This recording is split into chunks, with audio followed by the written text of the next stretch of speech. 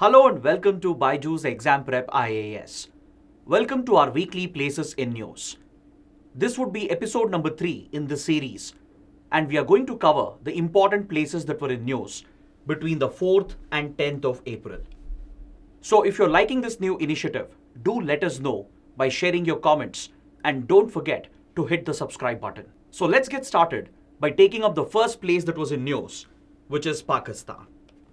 But first, the context. See, Pakistan was in news over the last few days because of the political and constitutional crisis that was witnessed in the country.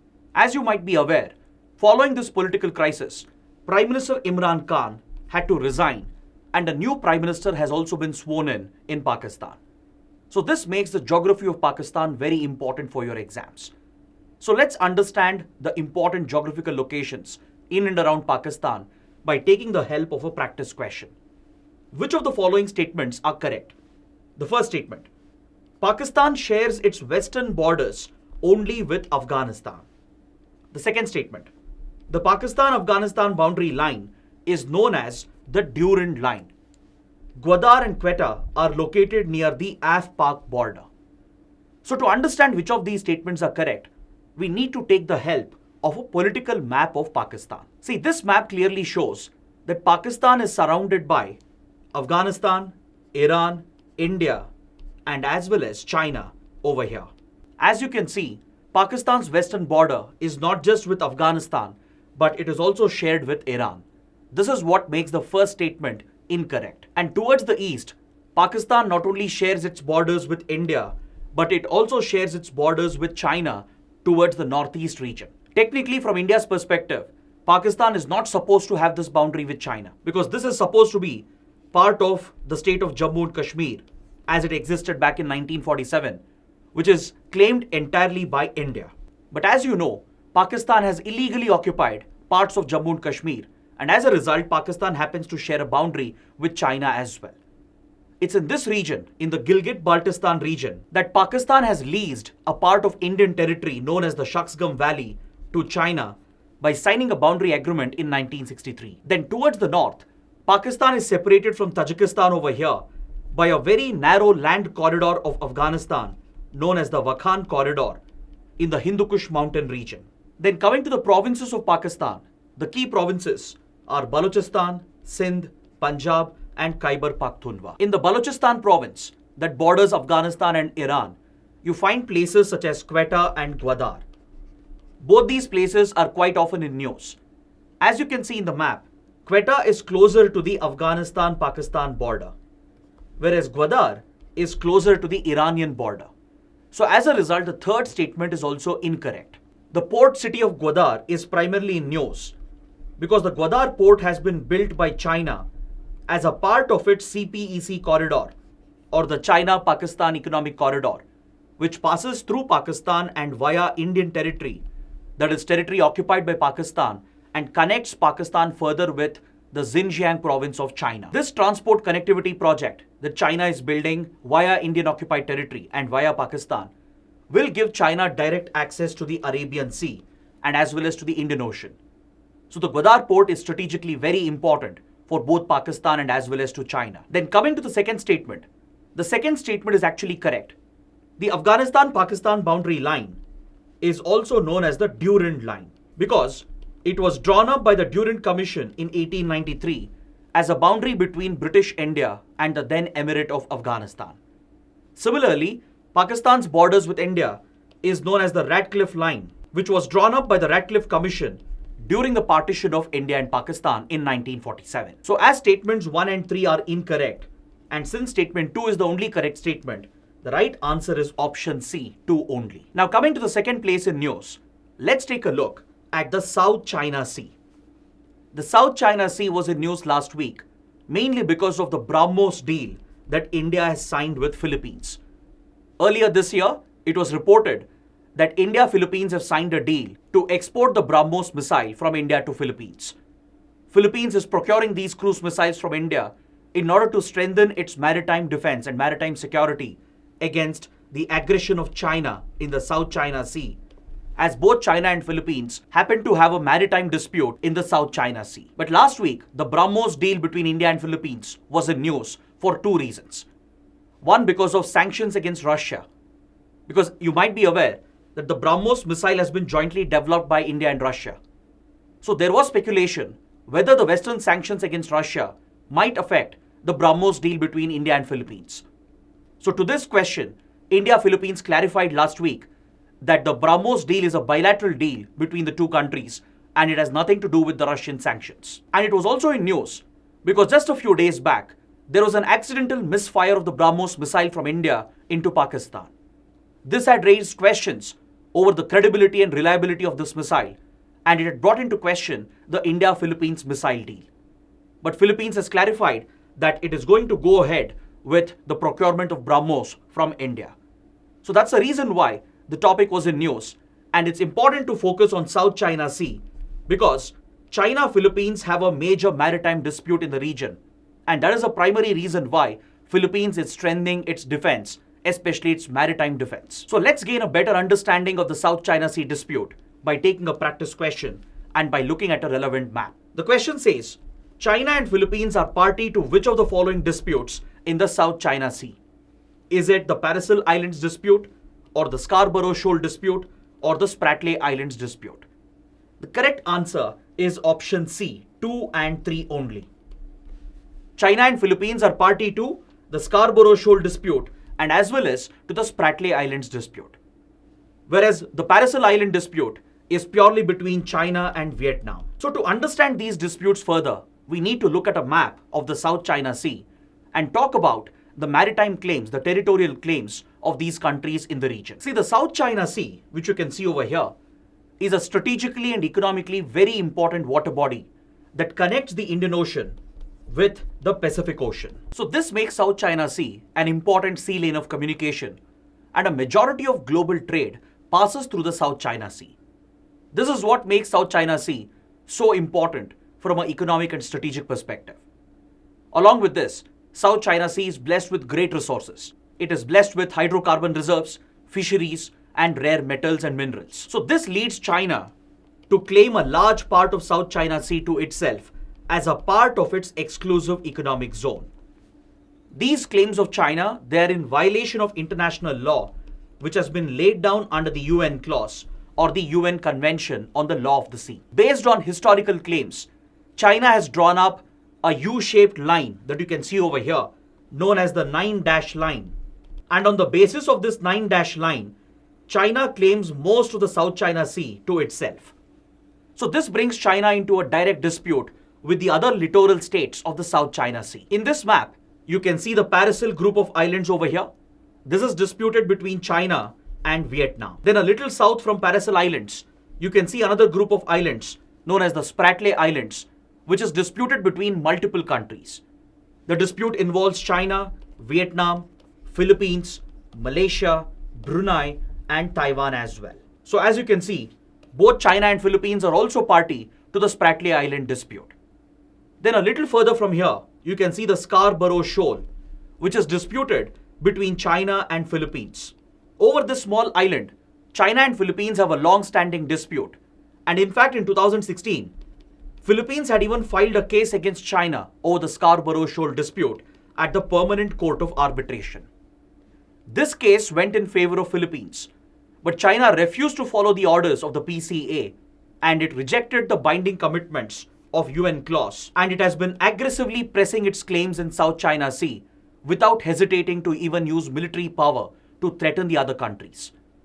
So this diplomatic and military aggression of China in the South China Sea has disrupted freedom of navigation and freedom of overflight, which is a guaranteed international right under the UN clause. Apart from these primary disputes, China also has a dispute with Indonesia over the Natuna Islands, which are also located in the South China Sea. Then if you move towards the East China Sea, China has a maritime dispute with Japan as well over the Senkaku-Diaoyu Islands. So these are some of the important locations that you should be aware of when it comes to the South China Sea dispute. Now moving on to the third topic, let's talk about Andhra Pradesh.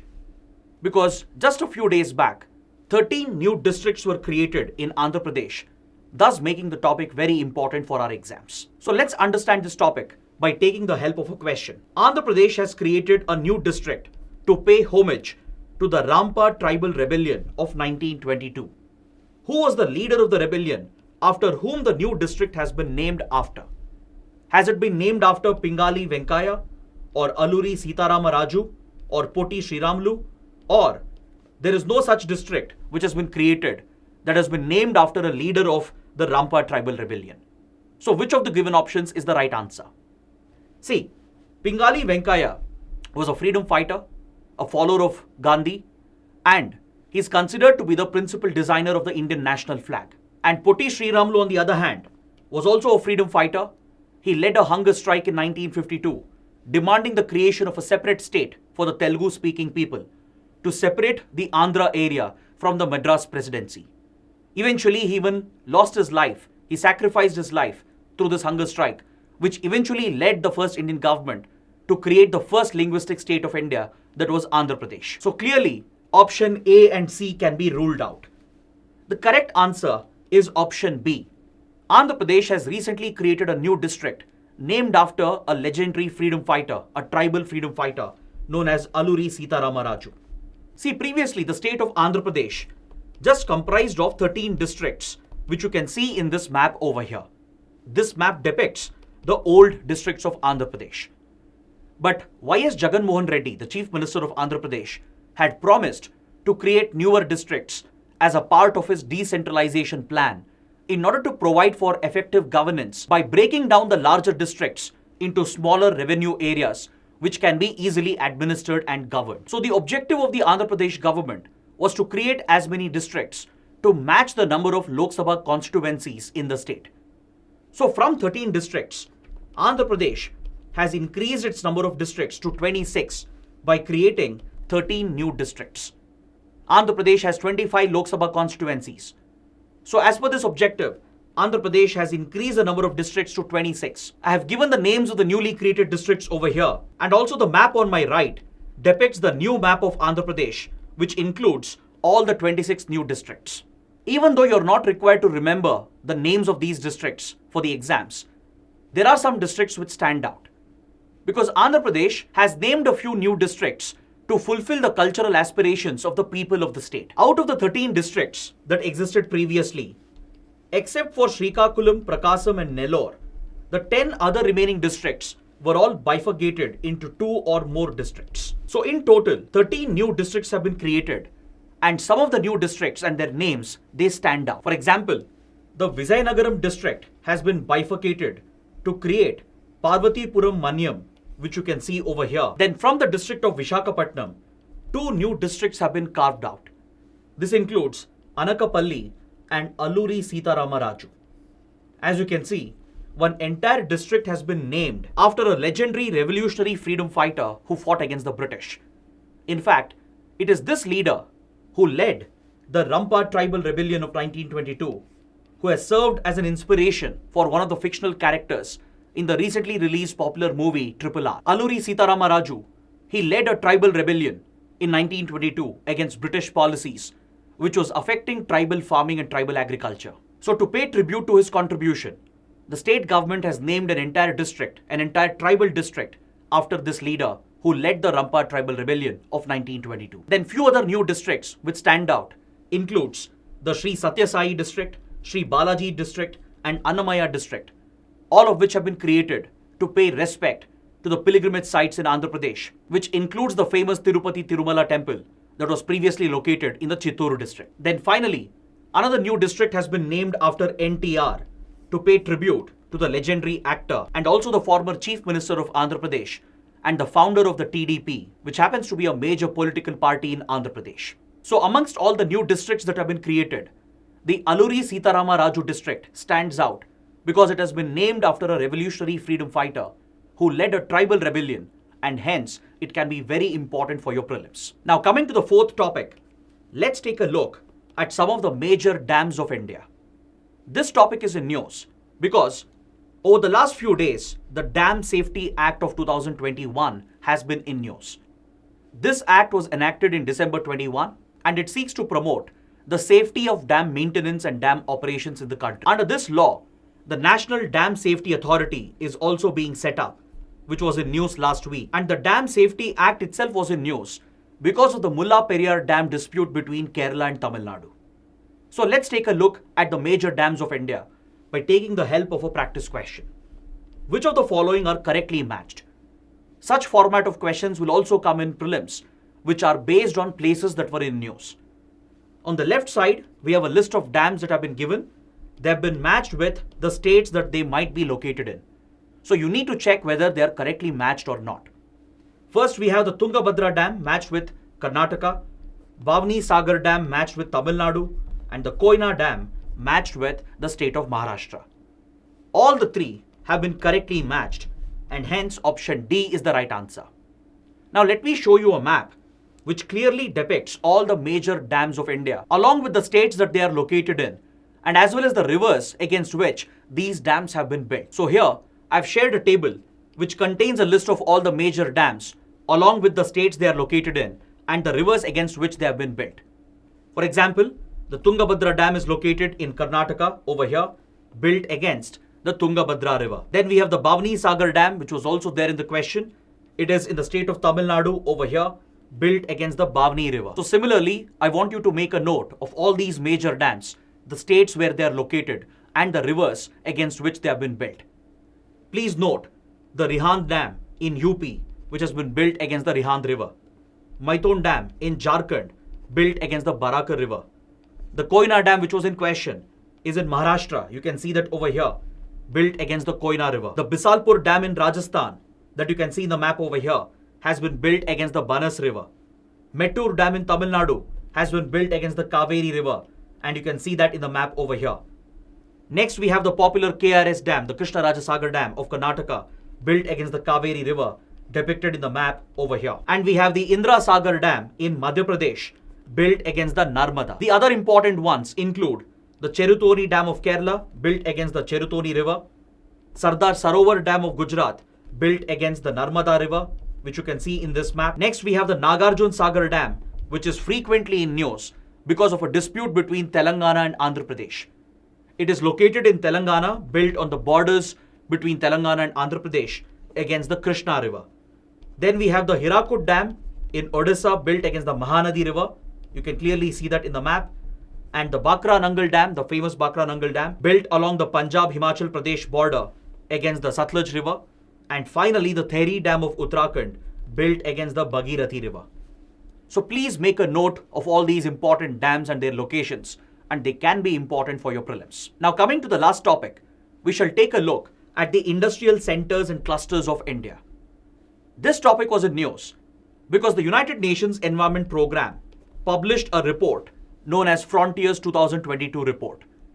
This report specifically looked at the impact of noise pollution and wildfires on ecological systems. In its report on noise pollution, 5 Indian cities were included: Delhi, Jaipur, Kolkata, Asansol, and Moradabad. These 5 Indian cities were included in the Frontiers 2022 report of UNEP under the noise pollution category. Amongst these cities, Moradabad was ranked as the second city with the highest extent of noise pollution after Dhaka in Bangladesh. So related to this, let's take a question and also use a map to understand the industrial clusters and cities of India. Which city is popularly known as the brass city of India? Is it Kanpur, Bhadravati, Sivkasi, or Moradabad? Of course, the answer here is option D, Moradabad. Moradabad in UP is a major industrial center. It is known for metal crafts, brass utensils, and hence it is known as the brass city of India.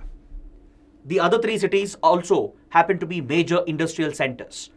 Kanpur in UP, for example, is known for its leather and tannery industry. Bhadravati in Karnataka is known for its iron and steel industry. Sivakasi in Tamil Nadu is known for fireworks, firecrackers, and match industry. So like this, there are few cities in India which are major industrial clusters and hubs. You can see the major industrial zones of India here in the map, and I've shared a table which helps you understand the major industrial cities along with the popular products, the industrial products that they produce. The major industrial clusters or zones would include the Gurgaon, Delhi, Meerut belt, the Gujarat region, the Mumbai, Pune belt, Bangalore, Tamil Nadu belt, Kollam, Thiruvananthapuram region, the mineral-rich Chota Nagpur belt, and the Hooghly region around West Bengal. These are the major clusters or zones where all the major industries of India are located.